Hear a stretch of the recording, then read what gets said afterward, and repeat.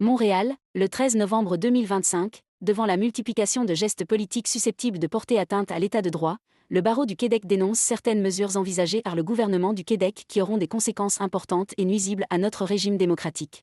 Le barreau déplore que plusieurs projets de loi récemment présentés à l'Assemblée nationale du Québec incluent des dispositions qui entravent significativement la capacité des citoyens et des citoyennes à faire valoir leurs droits et leurs opinions, prévient le bâtonnier du Québec, Marcel-Olivier Nadeau.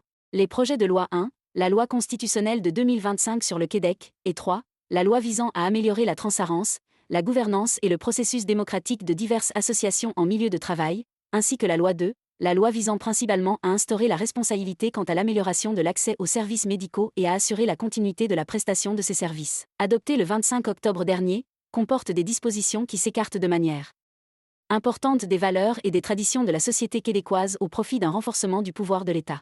Des mesures inquiétantes.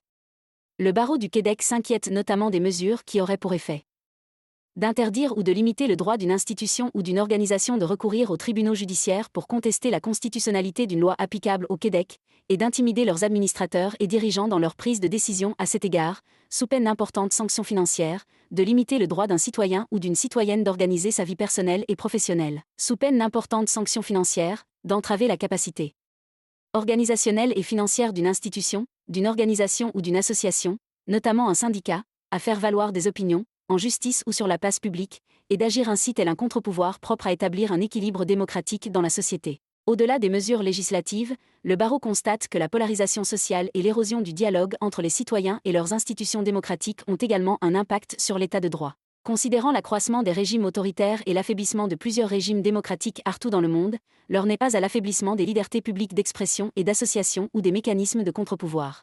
Des articles à retirer. En clair, le barreau demande expressément au gouvernement qu'il procède au retrait des éléments suivants dans ses propositions législatives.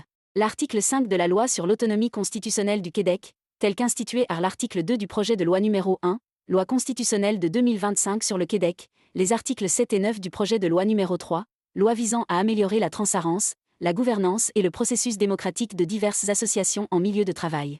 Le barreau prend note que le ministre de la Santé s'engage à ne jamais appliquer les dispositions 141 à 163. Néanmoins, le barreau demande le retrait des articles 141 à 163 et 173 de la loi visant principalement à instaurer la responsabilité quant à l'amélioration de l'accès aux services médicaux et à assurer la continuité de la prestation de ces services, à la défense de l'état de droit et de la primauté du droit. À l'occasion de la Journée internationale de la démocratie, le 15 septembre dernier, le barreau et la Chambre des notaires lançaient une campagne visant à sensibiliser la société québécoise à l'importance de délimiter et d'encadrer par le droit les pouvoirs de l'État afin de protéger les citoyens contre l'arbitraire et assurer l'égalité de tous devant la loi. C'est ce qu'on appelle l'état de droit. Cette campagne a vu le jour en raison du contexte politique particulier observé aux États-Unis et ailleurs dans le monde, rappelle le bâtonnier Nadeau. Elle vise à alerter la population québécoise sur les dangers d'un affaiblissement des droits et des institutions qui sous-tendent nos régimes démocratiques modernes.